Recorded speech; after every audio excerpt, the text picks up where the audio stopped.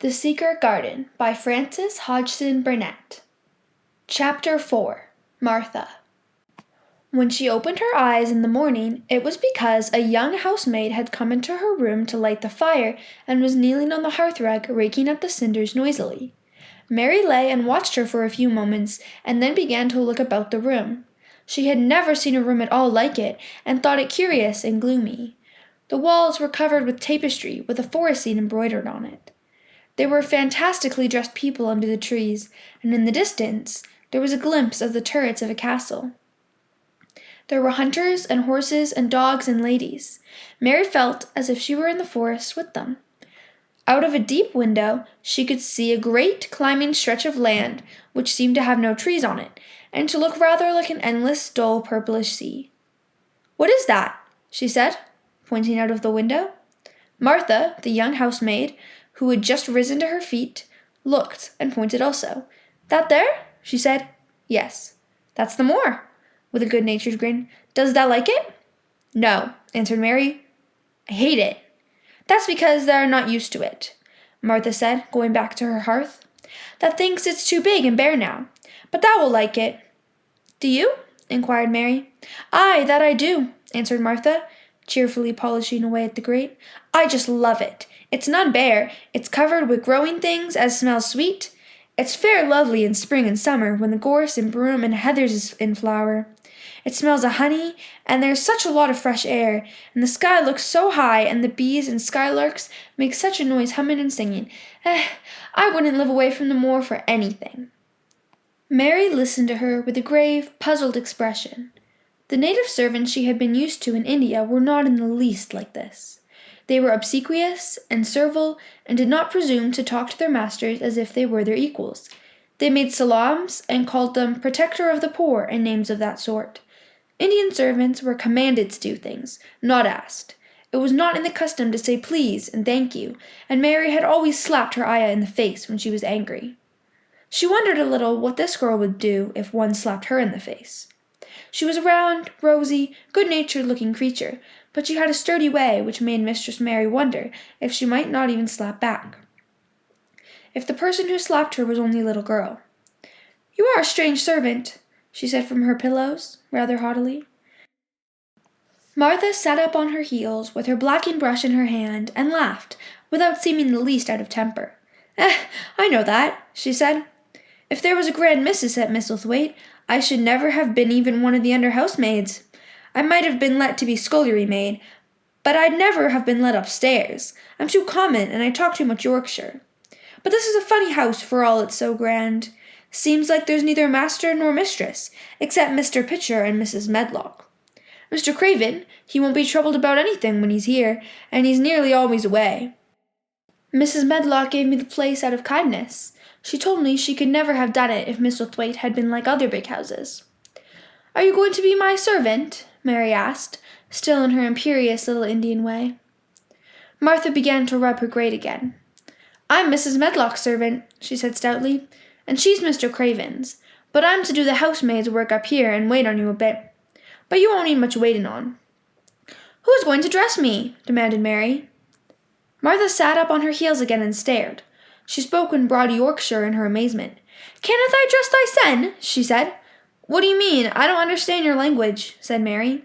I forgot," Martha said. "Mrs. Medlock told me I'd have to be careful, or you wouldn't know what I was saying. I mean, can't you put on your own clothes?" "No," answered Mary, quite indignantly. "I never did in my life. My ayah dressed me, of course."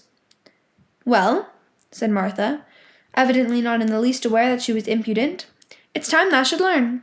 Thou could not begin younger. It'll do thee good to wait on thy son a bit. My mother always said she couldn't see why grand people's children didn't turn out fair fools, what with nurses and being washed and dressed and took out to walk as if they were puppies." "It is different in India," said Mistress Mary disdainfully. She could scarcely stand this, but Martha was not at all crushed. I can see it's different," she answered almost sympathetically.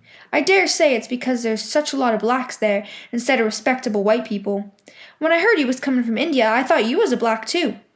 Mary sat up in bed, furious. "What?" she said. "What? You thought I was a native? You daughter of a pig!" Martha stared and looked hot. "Who are you calling names?" she said. "You needn't be so vexed. That's not the way for a young lady to talk. I've nothing against the blacks. When you read about 'em in tracts, they're always very religious. You always read as a black's a man and a brother. I've never seen a black, and I was fair pleased to think I was going to see one close. When I come in to light your fire this morning, I crept up to your bed and pulled the cover back careful to look at you, and there you was," disappointedly, "no more black than me. For all, you're so yeller." Mary did not even try to control her rage and humiliation. "You thought I was a native! You dared! You don't know anything about natives. They are not people. They're servants who must salaam to you. You know nothing about India. You know nothing about anything." She was in such a rage and felt so hopeless before the girl's simple stare, and somehow she suddenly felt so horribly lonely and far away from everything she understood and which understood her, that she threw herself face downward onto the pillows and burst into passionate sobbing. She sobbed so unrestrainedly that good-natured Yorkshire Martha was a little frightened and quite sorry for her. She went to the bed and bent over her. "Ah, you mustn't cry like that there," she begged. "You mustn't for sure. I didn't know you'd be vexed. I don't know anything about anything. Just like you said. I beg your pardon, miss. Do stop crying." There was something comforting and really friendly in her queer Yorkshire speech and sturdy way which had a good effect on Mary. She gradually ceased crying and became quiet. Martha looked relieved. "It's time for thee to get up now," she said. "Mrs. Medlock said I was to carry the breakfast and tea and dinner into the room next to this. It's been made into a nursery for thee. I'll help thee on with thy clothes if thou'll get out of bed. If the buttons are at the back, thou cannot button them up thyself." When Mary at last decided to get up, the clothes Martha took from the wardrobe were not the ones she had worn when she arrived the night before with Mrs. Medlock. "Those are not mine," she said. "Mine are black." She looked at the thick white wool coat and dress over, and added with cool approval, "Those are nicer than mine." "These are the ones thou must put on," Martha answered. "Mr. Craven ordered Mrs. Medlock to get 'em in London. He said, 'I won't have a child dressed in black wandering about like a lost soul,' he said. 'It'd make the place sadder than it is. Put colour on her.' Mother, she said she knew what he meant. Mother always knows what a body means. She doesn't hold with black herself." "I hate black things," said Mary. The dressing process was one which taught them both something. Martha had buttoned up her little sisters and brothers, but she had never seen a child who stood still and waited for another person to do things for her, as if she had neither hands nor feet of her own. "Why doesn't thou put on thy own shoes?" she said, when Mary quietly held out her foot. "My ayah did it," answered Mary, staring. "It was the custom." She said that very often. It was the custom. The native servants were always saying it. If one told them to do a thing their ancestors had not done for 1,000 years, they gazed at one mildly and said, "It is not the custom," and one knew that was the end of the matter. It had not been the custom that Mistress Mary should do anything but stand and allow herself to be dressed like a doll. But before she was ready for breakfast, she began to suspect that her life at Misselthwaite Manor would end by teaching her a number of things quite new to her, things such as putting on her own shoes and stockings, and picking things up she let fall. If Martha had been a well-trained, fine young lady's maid, she would have been more subservient and respectful, and would have known that it was her business to brush hair and button boots and pick things up and lay them away. She was, however, only an untrained Yorkshire rustic, who had been brought up in a moorland cottage, with a swarm of little brothers and sisters who had never dreamed of doing anything but waiting on themselves and on the younger ones, who were either babies in arms or just learning to totter about and tumble over things. If Mary Lennox had been a child who was ready to be amused, she would perhaps have laughed at Martha's readiness to talk, but Mary only listened to her coldly and wondered at her freedom of manner. At first she was not at all interested, but gradually, as the girl rattled on in her good-tempered, homely way, Mary began to notice what she was saying. You should see 'em all," she said. "There's 12 of us, and my father only gets 16 shilling a week. I can tell you my mother's put to it to get porridge for 'em all. They tumble about on the moor and play there all day, and mother says the air of the moor fattens 'em. She says she believes they eat the grass same as the wild ponies do. Our Dicken, he's 12 years old, and he's got a young pony he calls his own." "Where did he get it?" asked Mary. "He found it on the moor with its mother when it was a little one, and he began to make friends with it, and give it bits of bread and pluck young grass for it. And it got to like him, so it follows him about and lets him get on its back. Dicken's a kind lad, and animals like him." Mary had never possessed an animal pet of her own, and had always thought she should like one. So she began to feel a slight interest in Dicken, and as she had never been interested in anyone but herself, it was the dawning of a healthy sentiment. When she went into the room which had been made into a nursery for her, she found that it was rather like the one she had slept in. It was not a child's room, but a grown-up person's room, with gloomy old pictures on the walls and heavy old oak chairs. A table in the centre was set with a good, substantial breakfast, but she had always had a very small appetite, and she looked with something more than indifference at the first plate Martha set before her. "I don't want it," she said. "That doesn't want thy porridge?" Martha exclaimed incredulously. "No." "That doesn't know how good it is. Put a bit of treacle on it, or a bit of sugar." "I don't want it," repeated Mary. Said Martha, "I can't abide to see good victuals go to waste. If our children was at this table, they'd clean it bare in 5 minutes." "Why?" asked Mary coldly. "Why?" echoed Martha. "Because they scarce ever had their stomachs full in their lives. They're as hungry as young hawks and foxes." "I don't know what it is to be hungry," said Mary, with the indifference of ignorance. Martha looked indignant. "Well, it would do thee good to try it. I can see that plain enough," she said outspokenly. "I've no patience with folks as sits and just stares at good bread and meat. My word, don't I wish Dicken and Phil and Jane and the rest of 'em had what's here under their pinafores." "Why don't you take it to them?" suggested Mary. "It's not mine," answered Martha stoutly. "And this isn't my day out.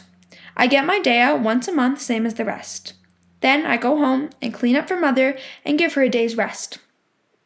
Mary drank some tea and ate a little toast and some marmalade. "You wrap up warm and run out and play, you," said Martha. "It'll do you good and give you some stomach for your meat." Mary went to the window. There were gardens and paths and big trees, but everything looked dull and wintry. "Out? Why should I go out on a day like this?" "Well, if thou doesn't go out, thou'lt have to stay in, and what has that got to do?" Mary glanced about her. There was nothing to do. When Mrs. Medlock had prepared the nursery, she had not thought of amusement. Perhaps it would be better to go and see what the gardens was like. "Who will go with me?" she inquired. Martha stared. "You'll go by yourself," she answered. "You'll have to learn to play like other children does when they haven't got sisters and brothers. All our Dicken goes off on the moor by himself and plays for hours. That's how he made friends with the pony. He's got sheep on the moor that knows him, and birds as come and eats out of his hand. However little there is to eat, he always saves a bit of bread to coax his pets." It was really this mention of Dicken which made Mary decide to go out, though she was not aware of it. There would be birds outside, though there would not be ponies or sheep. They would be different from the birds in India, and it might amuse her to look at them. Martha found her coat and hat for her, and a pair of stout little boots, and she showed her her way downstairs. "If that goes round that way, they'll come to the gardens," she said, pointing to a gate in a wall of shrubbery. "There's lots of flowers in summer-time, but there's nothing blooming now." She seemed to hesitate a second before she added, "One of the gardens is locked up. No one has been in it for 10 years. "Why?" asked Mary in spite of herself. Here was another locked door that added to the 100 in the strange house. "Mr. Craven had it shut and his wife died so sudden. He won't let no one go inside. It was her garden. He locked the door and dug a hole and buried the key. There's Mrs. Medlock's bell ringing. I must run." After she was gone, Mary turned down the walk which led to the door in the shrubbery. She could not help thinking about the garden which no one had been into for 10 years. She wondered what it would look like, and whether there were any flowers still alive in it. When she had passed through the shrubbery gate, she found herself in great gardens, with wide lawns and winding walks with clipped borders. There were trees and flower beds and evergreens clipped into strange shapes, and a large pool with an old grey fountain in its midst. But the flower beds were bare and wintry, and the fountain was not playing. This was not the garden which was shut up. How could a garden be shut up? You could always walk into a garden. She was just thinking this, when she saw that, at the end of the path she was following, there seemed to be a long wall, with ivy growing over it. She was not familiar enough with England to know that she was coming upon the kitchen gardens where the vegetables and fruit were growing. She went towards the wall and found that there was a green door in the ivy, and that it stood open. This was not the closed garden, evidently, and she could go into it. She went through the door and found that it was a garden with walls all around it, and that it was only one of several walled gardens which seemed to open into one another. She saw another open green door, revealing bushes and pathways between beds containing winter vegetables. Fruit trees were trained flat against the wall, and over some of the beds there were glass frames. The place was bare and ugly enough, Mary thought, as she stood and stared about her.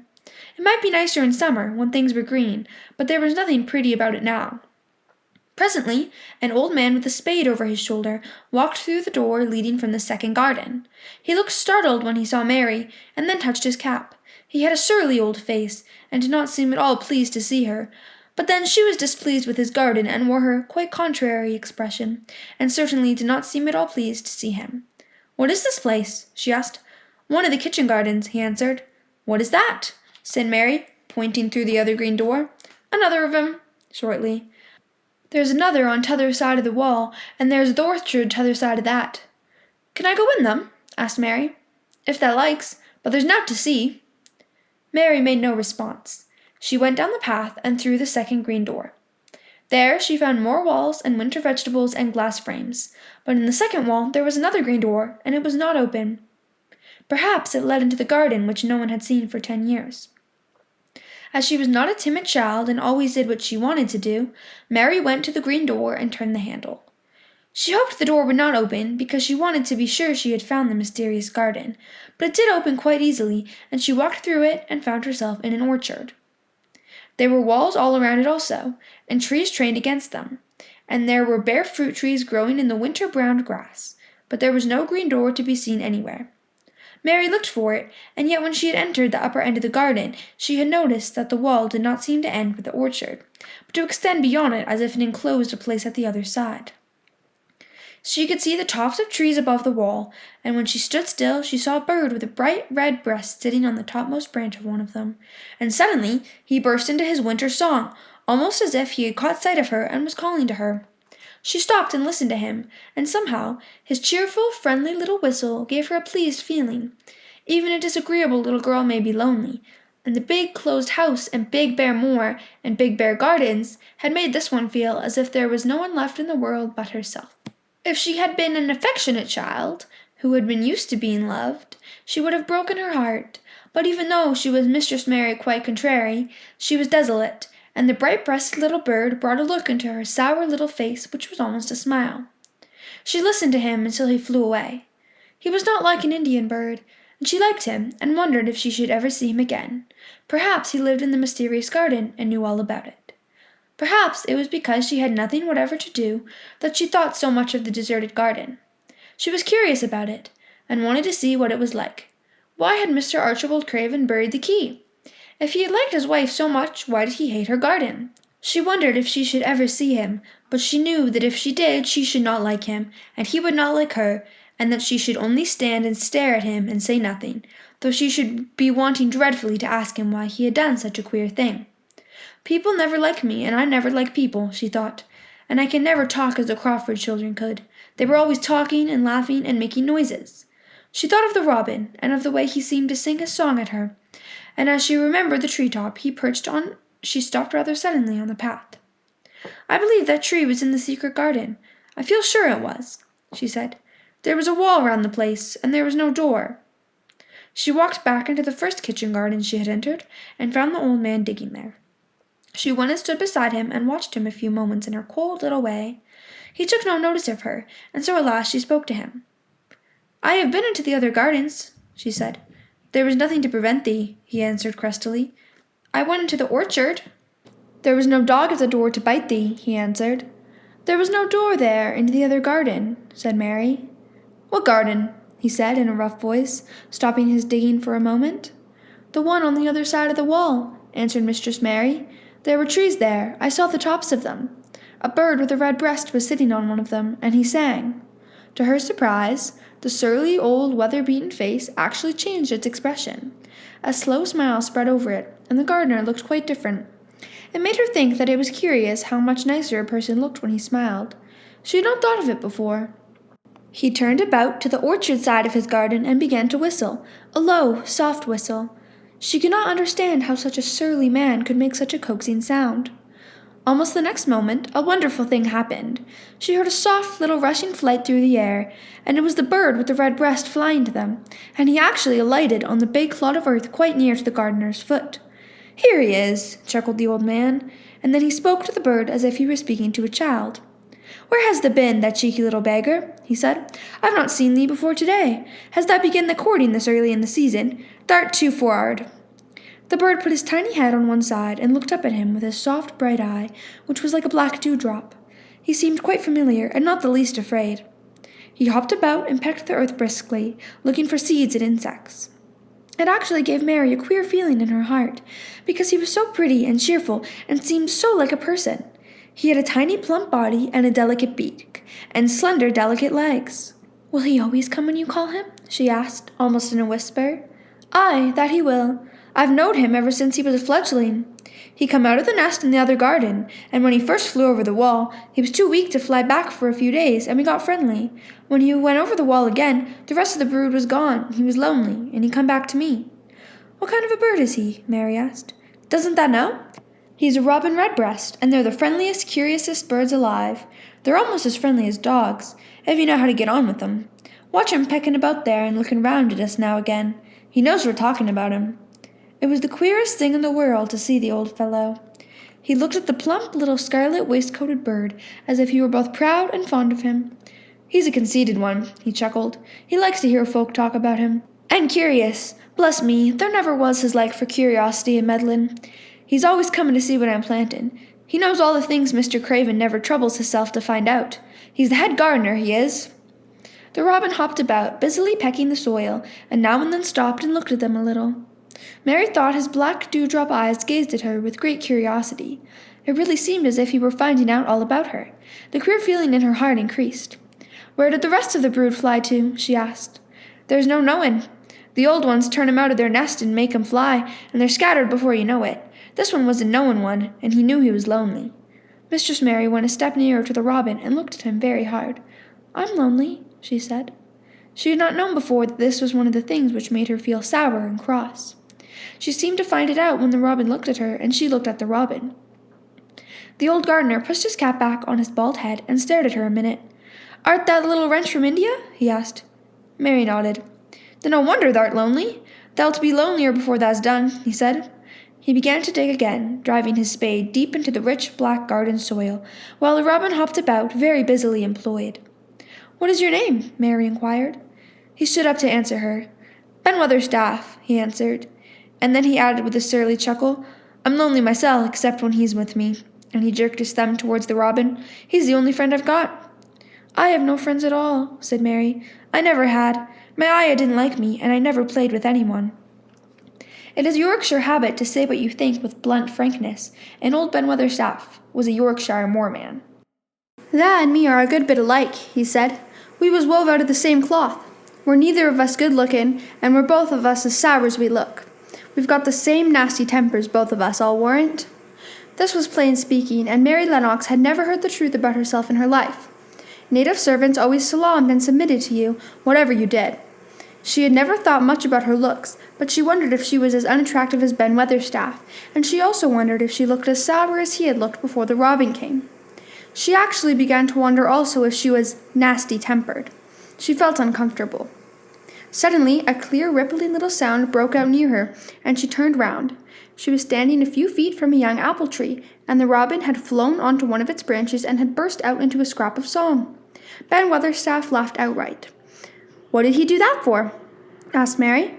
"He's made up his mind to be friends with thee," replied Ben. "Dang me if he hasn't took a fancy to thee." "To me?" said Mary, and she moved toward the little tree softly and looked up. "Would you make friends with me?" she said to the robin, just as if she were speaking to a person. "Would you?" And she did not say it either in her hard little voice or her imperious Indian voice, but in a tone so soft and eager and coaxing that Ben Weatherstaff was as surprised as she had been when she heard him whistle. "Why," he cried out, "thou said that as nice and human as if thou was a real child instead of a sharp old woman. Thou said it almost like Dicken talks to his wild things on the moor. Do you know Dicken?" Mary asked, turning round rather in a hurry. "Everybody knows him. Dicken's wandering about everywhere. The very blackberries and heatherbells knows him. I warrant the foxes shows him where their cubs lies, and the skylarks doesn't hide their nests from him." Mary would have liked to ask some more questions. She was almost as curious about Dicken as she was about the deserted garden. But just at that moment the robin, who had ended his song, gave a little shake of his wings, spread them, and flew away. He had made his visit and had other things to do. "He has flown over the wall," Mary cried out, watching him. "He has flown into the orchard. He has flown across the other wall, into the garden where there is no door." "He lives there," said old Ben. "He came out of the egg there. If he's courting, he's making up to some young madam of a robin that lives among the old rose trees there." "Rose trees," said Mary. "Are there rose trees?" "There was 10 years ago," he mumbled. "I should like to see them," said Mary. "Where is the green door? There must be a door somewhere." Ben drove his spade deep and looked as uncompanionable as he had looked when she first saw him. "There was 10 years ago, but there isn't now," he said. "No door!" cried Mary. "There must be. None as anyone can find, and none as is anyone's business. Don't be a meddlesome wench and poke your nose where it's no cause to go. Here, I must go on with my work. Get you gone and play you. I've no more time." And he actually stopped digging, threw his spade over his shoulder, and walked off, without even glancing at her or saying goodbye.